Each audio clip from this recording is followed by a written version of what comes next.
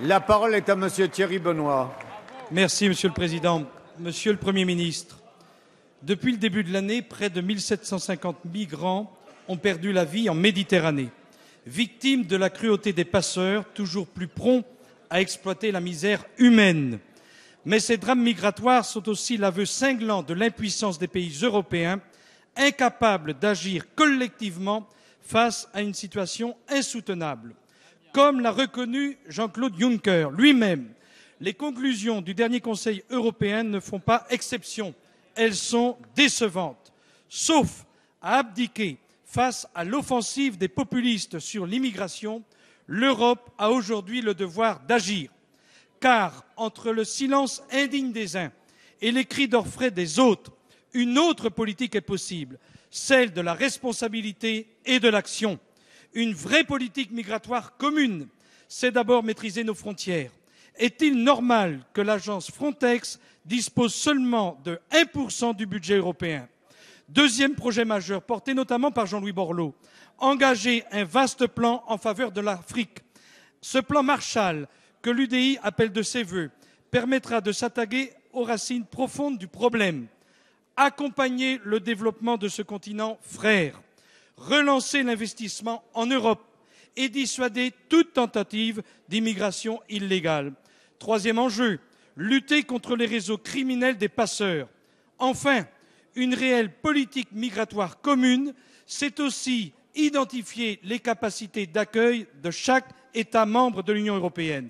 Il s'agit de donner sens au principe de solidarité qui figure au cœur des traités européens. Monsieur le Premier ministre, comment la France, pays fondateur de la construction européenne, entend-elle porter la voix d'une nouvelle politique d'immigration et d'asile en Europe? Merci, Monsieur Benoît. La parole est à Monsieur Bernard Cazeneuve, ministre de l'Intérieur.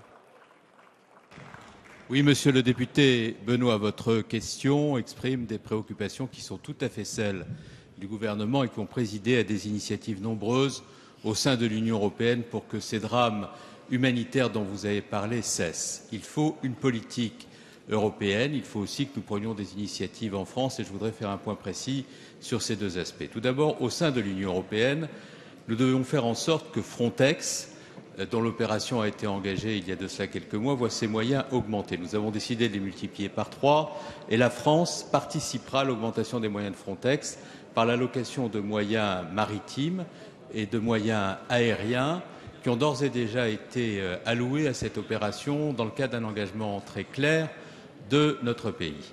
Et cette opération est une opération de contrôle des frontières extérieures de l'Union européenne à laquelle le droit de la mer s'applique et qui sauve des vies, comme les événements récents en témoignent. Deuxièmement, il faut qu'il y ait un partage de l'effort d'asile entre les différents pays de l'Union européenne. Nous avons saisi le commissaire européen en ce sens et des discussions sont en cours au sein de l'Union européenne pour atteindre le but. Troisièmement, il est impératif qu'il y ait, à partir des pays de provenance, une action conjointe de l'Union européenne, de l'OMI, du HCR, pour faire en sorte que l'on puisse distinguer dans les pays de la bande sahélo-saharienne ceux qui relèvent de l'asile en Europe et ceux qui relèvent de l'immigration irrégulière, pour que nous puissions nous-mêmes assurer la protection des réfugiés qui relèvent de l'asile et qu'on les enlève des mains des passeurs et que l'on puisse, dans le cadre de programmes de développement, assurer le maintien dans leur pays de ceux qui relèvent de l'immigration économique. Il faut démanteler les filières de passeurs. Nous avons en France démantelé 226 filières de plus en 2014 qu'en 2013.